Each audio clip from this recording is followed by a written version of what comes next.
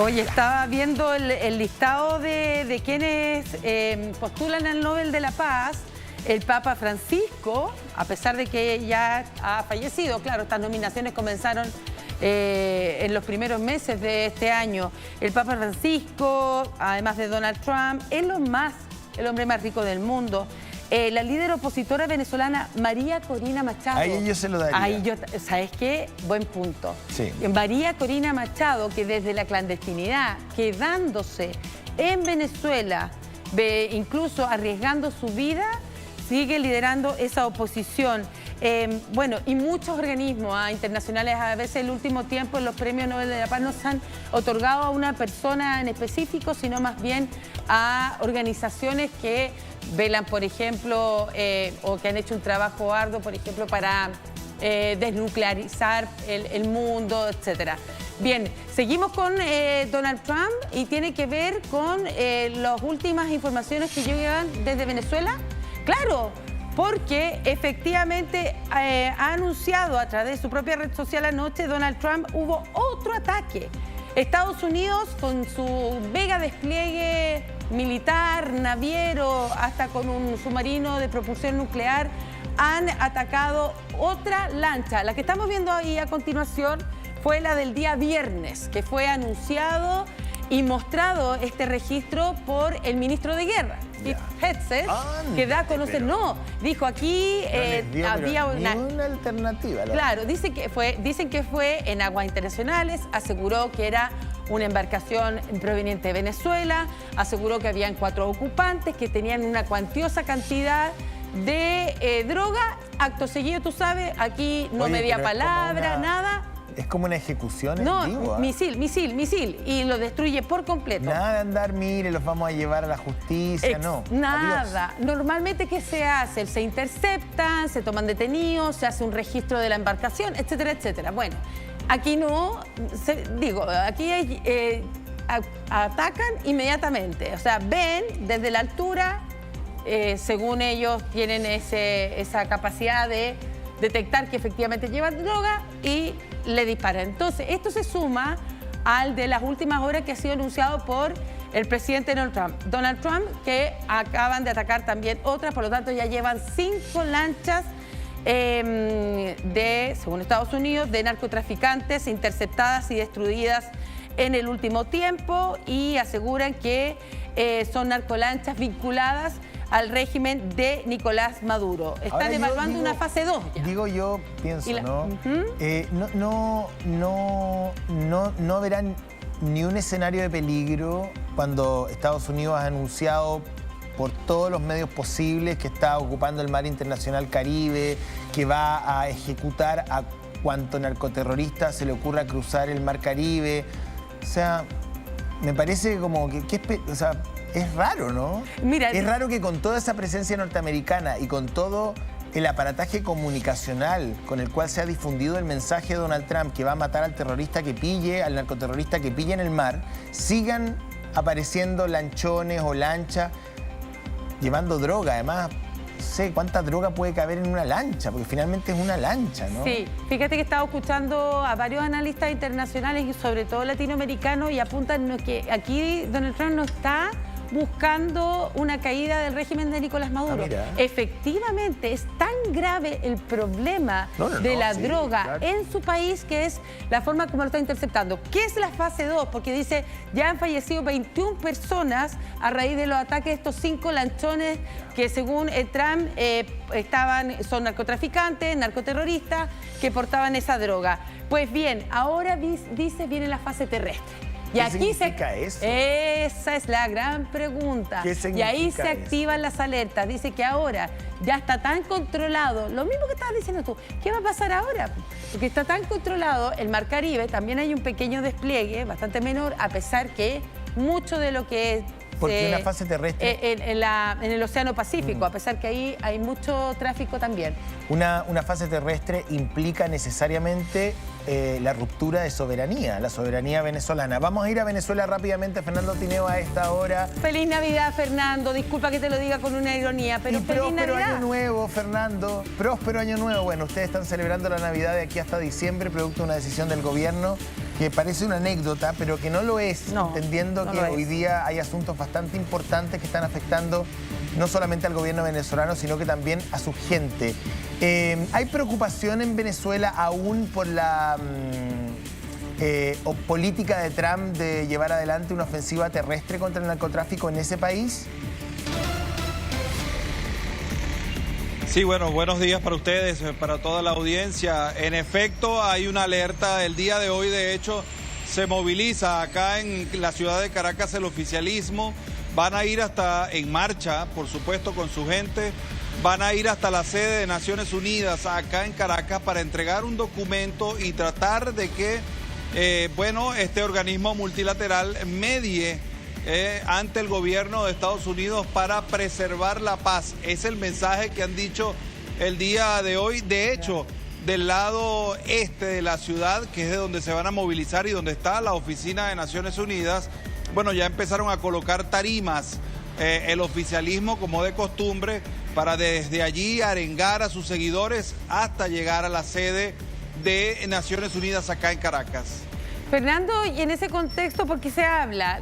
Ese despliegue terrestre hace alusión, dice, según informes que entrega la televisión norteamericana, NBC y otros, que podrían ingresar para bombardear específicamente bases donde operan los grupos de narcotraficantes, lo que Estados Unidos llama narcoterrorista. Es decir, no sería el objetivo, digamos, el régimen de Nicolás Maduro, sino más bien desarticular los grupos de narcotraficantes que operen o que sirvan de tránsito a esa droga proveniente de Colombia, ¿no?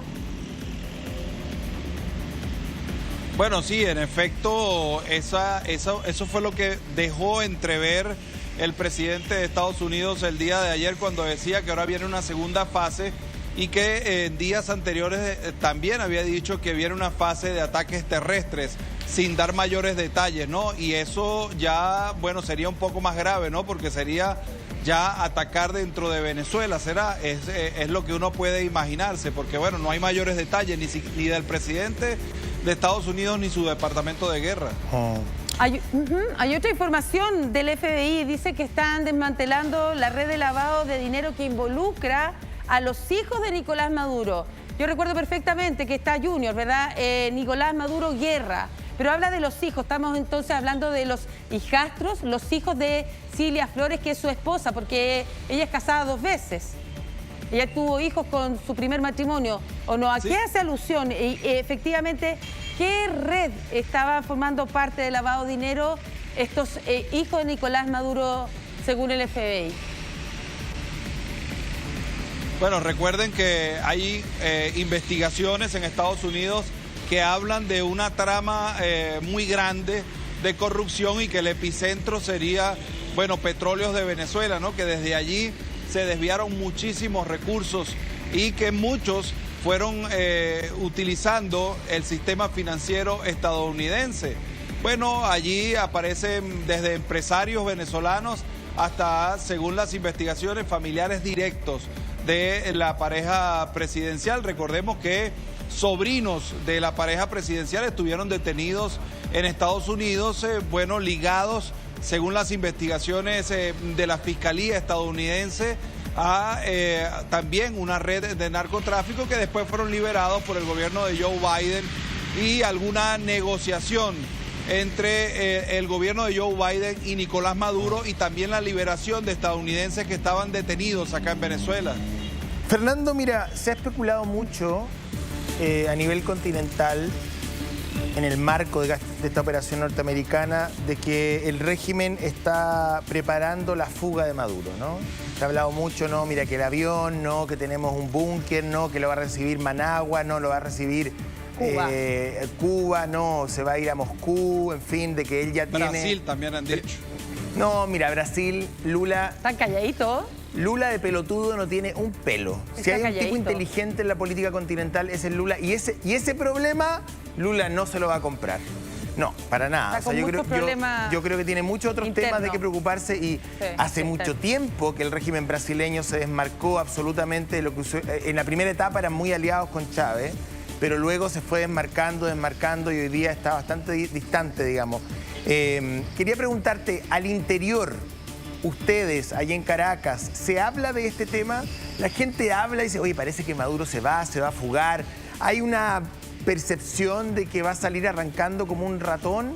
¿O eso no es tema en las calles venezolanas? La gente lo que quisiera, José Antonio, es que este problema político que tiene Venezuela se solucionara de una vez por todas. Y las personas, de alguna manera, el año pasado, en la elección presidencial, trataron de decidir eso, ¿no? Emitiendo su voto, emitiendo su opinión, trataron de poner coto a esta situación política para tratar de cambiar el país. ¿Con qué responde el gobierno? Bueno, ustedes lo han visto, con Navidad, con luces por toda la ciudad. Allí tenemos también videos donde pueden ver cómo han llenado de luces parte de la ciudad. Lo entiendo, Fernando, pero... Bueno, para hacer... Mi pregunta apunta a lo siguiente. Yo entiendo que hay un intento de desvío de la atención y levantar una cortina de humo, pero yo entiendo que el pueblo venezolano también está bastante desgastado, ¿no? Y frustrado y descreído y desesperanzado. Pero no sé si se conversa, o sea, si hay una percepción de que va a pasar, de que Maduro se va a escapar, o es algo que ustedes lo ven como imposible. Bueno, no, cuando uno conversa con las personas dicen, las personas que adversan a Maduro, dicen que quisieran ver no solamente a Maduro, sino a muchas otras personas de su gobierno, quisieran verlos frente a un tribunal. Bueno, rindiendo cuentas, ¿no? De todo lo que ha pasado acá en Venezuela. Y por otro lado, ahí están las personas que lo defienden y dicen que van a tomar un arma y se van a ir al Mar Caribe a defender la tierra. Son las posiciones encontradas acá en Venezuela, pero por supuesto, la mayoría de las personas acá en Venezuela quisieran una solución, primero pacífica y luego, por supuesto, un cambio que en Venezuela se traduzca en mejoría económica y social. Bueno, esa transición pacífica, ese cambio fue la voz literalmente del pueblo venezolano en las pasadas elecciones del 2024, donde perdió Nicolás Maduro. Sin embargo, se produce este fraude y él se mantiene en el poder. Quiero hablar de esto paradojal, que para nosotros, y yo creo que para todo el mundo, le ha llamado mucho la atención la estrategia disuasiva que una vez más Nicolás Maduro hace con este tema de la Navidad. Una Navidad que comenzó el 1 de octubre, que se extenderá por 3 meses, con el objetivo de entregar algunas ayudas, juguetes para los niños, engalanar las principales ciudades de ese país. Mientras tanto, hay cientos y cientos de milicianos y de civiles, tanto hombres como mujeres, que están tomando las armas, están haciendo un adiestramiento militar con el objetivo de estar listos, preparados ante una inminente invasión o ataque de los Estados Unidos, sobre todo ahora cuando el gobierno de Trump dice que ahora van a empezar a hacerlo en forma terrestre, esto de interceptar al narcotraficante. Quisiera saber, ¿qué dice el pueblo venezolano cuando ve esto? ¿También lo toma con ironía como nosotros que lo vemos a la distancia? ¿O más bien aquellos que son afines al gobierno lo toman como una oportunidad para recibir ayuda? Porque es paradojal. Estamos celebrando la Navidad. Primero lo hicieron en esta ocasión por el despliegue de Estados Unidos. El año pasado porque hubo protestas masivas con fallecidos. Y en medio de esa escena del terror, tras el fraude electoral, también adelanta la Navidad. Y así lo ha hecho en varias ocasiones. ¿Cómo lo viven ustedes eso? ¿Con la misma ironía que lo tomamos nosotros? ¿O hay gente que realmente engancha con esta estrategia? No, para nada. Fíjense, ustedes veían las imágenes el 1 de octubre cuando se decretaba la Navidad, la imagen del helicoide, y en toda la ciudad uno puede ver el helicoide totalmente azul, con bombillos azules alrededor de todo el helicoide. Desde cualquier punto de la ciudad lo ves. Y para las personas fue una burla que se lanzaran cohetes desde un lugar señalado donde se cometen o donde se estarían cometiendo desde hace muchos años crímenes de lesa humanidad. Así es, las personas les cayó muy mal que desde este lugar, primero esa cantidad de luces que tiene el helicoide, y desde allí se lanzaron una cantidad de fuegos artificiales serían aproximadamente unos 10, 12 minutos de fuegos artificiales. Bueno, la gente dirá, bueno, para eso sí hay dinero, ¿no? Para comprar fuegos artificiales y colocarlos en ese lugar tan marcado acá en Venezuela. La gente no se come eso, la gente está en la calle haciendo su vida, pero de Navidad nada. No, de todas maneras, Una burla. hay una suerte de... Bueno, no es una... O sea, es una burla, pero ¿cómo se llama, digamos, desde el punto de vista del análisis político todo esto? Propaganda. Exacto. O sea, no hay Estrategia ninguna dictadura en el mundo, si esto es de manual, si lo que está haciendo Maduro y su gente no es algo que no haya pasado antes en la historia política mundial. O sea, las dictaduras de izquierda, derecha, centro y para adentro, digamos, funcionan todas de la misma manera. Todas de la misma manera. con estrategias disuasivas. Con estrategias de propaganda. Por eso que hay que controlar los medios, que hay que hacer una ley de medios, de que hay que manejar la propiedad de los medios de comunicación, luego se hacen del Estado, se expropian, se controlan las redes sociales, en fin, o sea, se va construyendo una realidad manipulada, mañosa, por cierto, digamos, y además unívoca, o sea, que tiene una sola vía, donde el pueblo, digamos, no tiene una visión o sea, no tienen fuentes para poder, digamos, construir una opinión que no sea la del régimen. Entonces la propaganda funciona a todo nivel. Sí, también ¿sí? Yo creo, José Antonio. Sí, escucho. También yo creo, José Antonio, que es una manera de mostrar poder, ¿no? Cuando tú haces eso en un centro donde es señalado por el mundo que se cometen crímenes de lesa humanidad y tú lanzas desde allí fuegos artificiales, es como una manera de decirle yo tengo el control, yo tengo el poder. Sabes que ahí, para que la gente nos entienda, quienes nos ven y escuchan, el helicoide, tú puedes precisarlo más, es un enorme edificio que es icónico en la ciudad de Caracas, la capital de Venezuela, y que en ese helicoide se han detenido a los presos, sobre todo los presos políticos. Hay muchas denuncias de torturas y también de asesinato, como dices tú, de crímenes de lesa humanidad. Y han ocupado ese lugar para lanzar los fuegos artificiales, para celebrar la Navidad con anticipación. Por eso genera tanto rechazo, porque la finalidad del helicoide no era esa. Su construcción era para otra cosa, ¿no, Fernando? Sí, iba a ser el centro comercial más grande de Latinoamérica en su momento, en los años 50. Para eso estaba diseñado. Exacto. Y ahí lamentablemente es un centro de detención con denuncias de tortura y de crímenes de lesa humanidad. Por lo tanto, ese es el escenario. Ahí se siguen haciendo entonces una cosa en la Navidad, pero lo que está pasando en la calle, se siguen sumando civiles, hombres y mujeres para alistarse y recibir esa instrucción militar que nosotros vimos también tan atípica, incluso de personas de la tercera edad portando esos fusiles para estar preparados luego de este nuevo anuncio, la fase 2 por parte de los Estados Unidos, de que dice que ahora será un despliegue terrestre para poder combatir el narcotráfico. Miren, las personas que están enlistadas en la milicia, eso es un número finito, es un número limitado. Son las personas que realmente siguen a este gobierno y que de alguna manera reciben un sueldo o una ayuda en ese sentido. Que la población salió o va a salir masivamente a alistarse para ir a una guerra, eso no es así. El venezolano es muy pacífico de toda la vida, somos personas pacíficas. Y nos cuesta pensar que lleguemos a una situación como esa y el venezolano no va a acudir a eso. O sea, jamás se han reunido esos 4,5 millones, menos 8 millones que el mismo Nicolás Maduro había advertido, que ya se habían alistado 8 millones. Bueno, lo que pasa es que todas las cifras que vengan de Maduro, mira, son tan reales como las cifras que salían del INDEC cuando estaban los Kirchner en Argentina. O sea, son números al viento, pero en realidad el correlato en la realidad es bastante, digamos, distinto. Claro, no llega ni al millón. Por supuesto. Esta ofensiva de Trump ha elevado un poquito la esperanza y el ánimo del pueblo venezolano, ¿crees tú o no?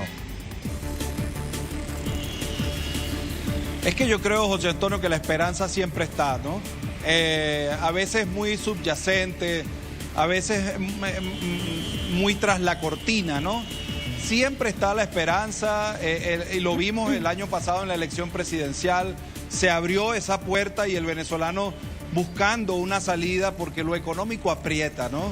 Lo económico está muy palpable. Hoy un dólar acá en Venezuela vale más de 300 bolívares y el sueldo mínimo es 130 bolívares. Yo de verdad, a mí, entonces, Fernando, es muy mira, difícil. Yo no entiendo bien, e insisto, aquí se ha viralizado mucho, digamos, un análisis bastante grosero que hice yo de esto hace unas semanas atrás, con garabatos incluidos, que no voy a usar en esta oportunidad, advierto. Pero que caló muy profundo, porque cuando se viraliza un video tiene algo de probablemente de significado para muchas personas que lo comparten, ¿no? Entonces yo de verdad que, insisto, no puedo entender, y algo que yo ya estoy muy viejo para tener paciencia por las pelotudeces y las estupideces de las personas, digamos, por eso vivo con animales. O sea, 8 millones de venezolanos que han salido de Venezuela escapando, algunos buenos, otros no tan buenos, buscando oportunidades. Nadie se va de su hogar, de su cultura, de su pueblo porque quiere. Sí, pueden ser 800, pueden ser 8.000, pueden ser 18.000, pueden ser 80.000, pero no 8 millones. Entonces, ¿de qué diablos me está hablando esas personas que todavía consideran que el señor Maduro tiene algo de verosimilitud en su discurso, digamos? O sea, más allá de que haya o no abastecimiento económico, ha pasado por momentos Venezuela donde efectivamente hay desabastecimiento, otros momentos que no, pero es tan claro el panorama, o sea, es tan claro el panorama que más allá de que se sea de izquierda o de derecha, uno puede ser de izquierda o de derecha, pero no puede ser imbécil. Eso es lo que yo le diría a todas las personas que todavía defienden a Maduro aquí en este país y en el resto del mundo. Pueden ser de izquierda, por supuesto, pueden ser de izquierda, además extrema si quieren, pero no pueden ser idiotas. Entonces yo no voy a conversar con idiotas, porque para eso, bueno, o sea, me miro al espejo. Pero lo que quiero decir es que siento que hay pero el año pasado quedó demostrado que eran minorías, José Antonio. Eran minorías, pero por supuesto que lo son, por supuesto que lo son. Si esto es de manual, esto ya se ha hecho en el mundo. Pero mira, yo tengo una mirada crítica, no hacia el pueblo venezolano, ni tampoco a Maduro. Maduro está haciendo su negocio, que no se dan cuenta. Que Maduro, ¿saben por qué no quiere dejar el poder? Maduro no es que no quiera dejar el poder porque le tiene mucho cariño al pueblo venezolano, no quiere dejar el poder porque tiene miedo que lo hagan parir en la cárcel. O sea, en algún momento estos regímenes son tan aislados y están en un ostracismo tan grande que el dictador lo que pide para salir no es plata, porque ya se la robó toda. No, ya está forrado. Evidentemente. Está forrado. Es inmunidad, porque saben que poniendo un pie fuera de Miraflores le van a caer las penas del infierno y con justa razón. Sí, pues. Es lo que se negoció también en Chile. ¿Ustedes creen que Pinochet no negoció lo mismo? Inmunidad. Ah, no, es que Pinochet entregó el poder, pero Pinochet negoció con la Concertación en ese momento.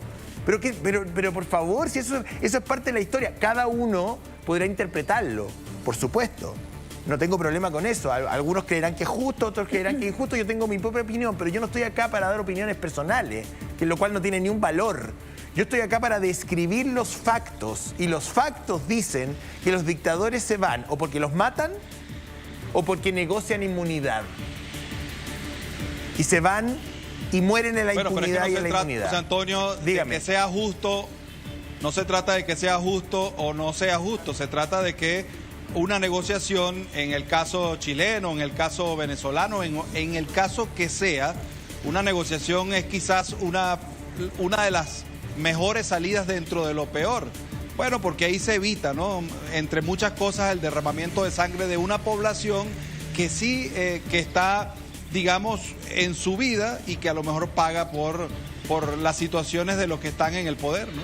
Fernando, además, antes de terminar este contacto, no quiero dejar pasar el liderazgo de María Corina Machado, la líder de la oposición, que sabemos que se mantiene, ¿verdad?, en la clandestinidad, luchando dentro de Venezuela, porque sabemos que quien resultó electo presidente, Edmundo González Urrutia, tuvo que exiliarse por su vida y por la de su familia y está en España, como muchos otros líderes y representantes, incluso ciertas autoridades que han tenido que abandonar lamentablemente ese país, como los 8 millones que lo han hecho.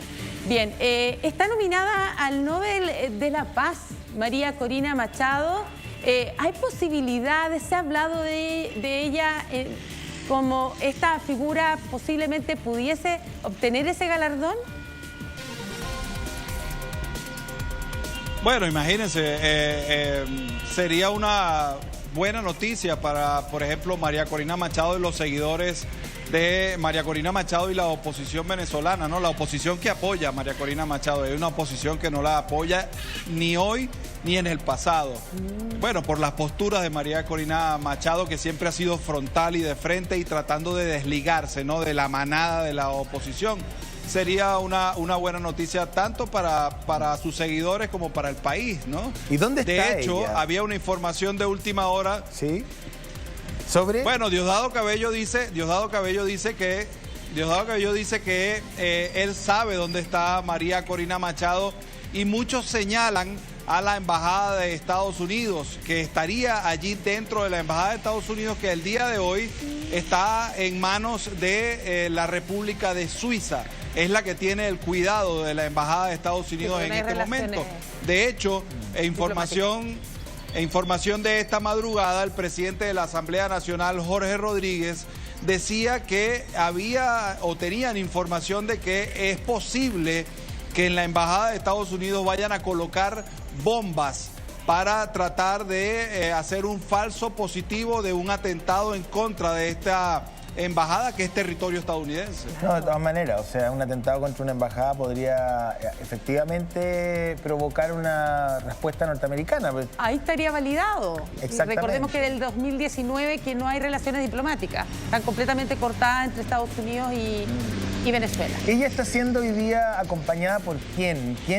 O sea, la oposición hoy día ¿en qué está?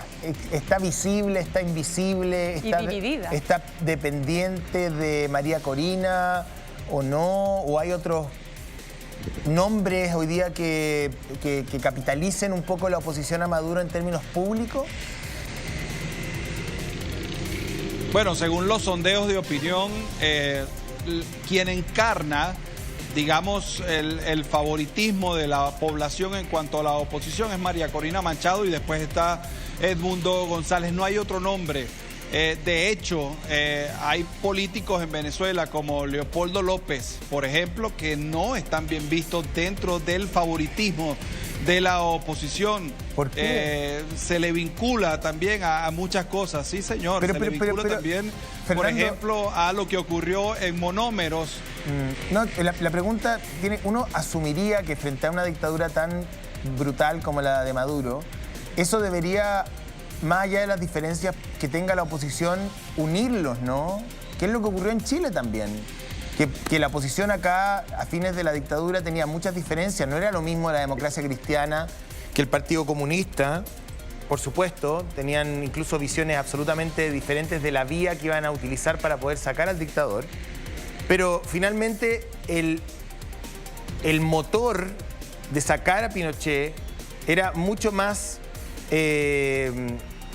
contundente que cualquier diferencia que pudiesen tener. Entonces llevó a que se generara una concertación de partidos por la democracia, ¿no? Y que, bueno, llevó al poder a Elwin, por cierto, en fin, pese a que había facciones de la izquierda que todavía se mantenían por la vía armada, incluso hasta entrada a la democracia. En el caso de Venezuela, vemos una oposición absolutamente fragmentada, o sea, la imagen de Maduro no es suficientemente poderosa para que olvide sus diferencias por un rato. ¿Por qué? Fíjense una cosa, José Antonio, lo conversaba ayer con un amigo politólogo, y es que yo creo que hay políticos en Venezuela que no entienden que su tiempo pasó. El político tiene un tiempo, tiene una fecha de vencimiento, y hay un momento en el que, exacto, hay un momento en el que tú tienes que dejar de liderar, ¿verdad?, un movimiento y darle paso a nuevas generaciones. Aquí los políticos no, aquí los políticos quieren el poder. quieren ser presidente. Aquí en Venezuela todo el mundo cree que puede ser presidente. O sea, hay personas que lamentablemente no cuentan con las credenciales para ser presidente de la República. No al menos Más ahora. allá de que puedan contar con algún apoyo, pero tienen el tiempo que se les acabó y quieren seguir en esto para montarse en el poder y bueno, quién sabe qué harán una vez en la silla de Miraflores. Pero eso es lo que pasa en Venezuela, que todos creen que pueden ser presidentes. O sea, los proyectos personales son más importantes que los colectivos. Qué triste. Qué triste lo que está diciendo Fernando, sí, porque al final el costo lo está pagando el pueblo. Los señores Capriles, o los señores López, o los señores Guaidó, tienen redes en el mundo. Tienen redes en los Estados Unidos, tienen redes de apoyo en Colombia, en Panamá. Yo sé que enfrentan a un dictador brutal y sin contemplaciones, pero ellos mismos han conseguido apoyos internacionales que, yo no sé, Leopoldo López hasta donde yo sabía estaba viviendo en Madrid, no sé si estará de vuelta en Venezuela, pero el mismo Osvaldo Rosales, no sé si está en Madrid, Venezuela, claro, Osvaldo Rosales. ¿La mayoría está en España o en Miami? El exalcalde de Caracas que se llama... el exalcalde de Caracas, ayúdame. Ledesma. Antonio Ledesma, que también lo sacaron en pijama, ¿te acuerdas? Y parece que tampoco está en Miami. Entonces, claro, ellos tienen posibilidades, pero...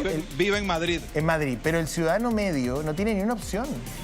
Ninguna opción y tiene que bancarse a Maduro aunque no le guste, digamos. ¿Dónde está Juan Guaidó? Estados Unidos, entiendo, Miami. En Estados Unidos. Ya, Sí. Y se desinflaron, fueron liderazgos en su momento, que también reconocido claro.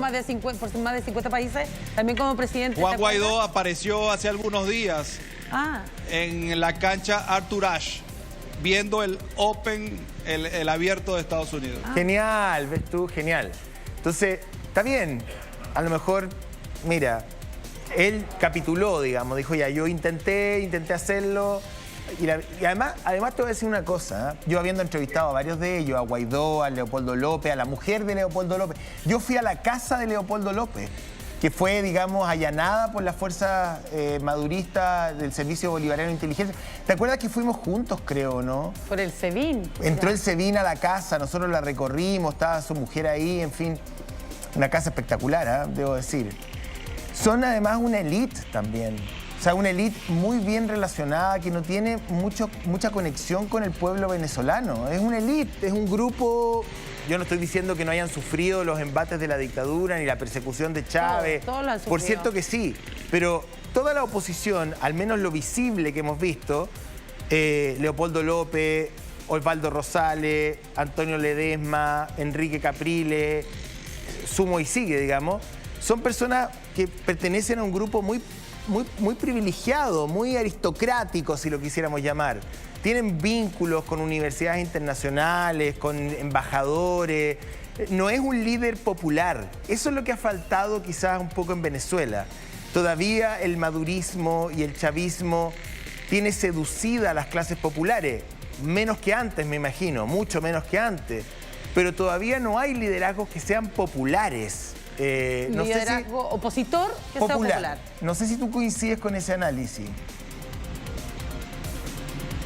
Bueno, sí, es que aquí, y tal vez como en muchas partes del mundo, ¿no? Quienes gobiernan son las castas, ¿no? Los que vienen hijos de presidentes, los hijos de los empresarios. Es así, es muy difícil construir un liderazgo desde una base y llegar, por ejemplo, a ser diputado, claro, gobernador, alcalde. Si no tienes un apoyo económico detrás, es muy difícil. Exactamente. Bueno, Fernando, te mandamos un tremendo abrazo, como siempre, espléndido tus despachos, con todas las restricciones que sabemos significa ser periodista bajo este tipo de modelos políticos, pero tú lo haces de manera excepcional. Muchas gracias, que estés muy bien. Gracias, Fernando. Gracias por este contacto.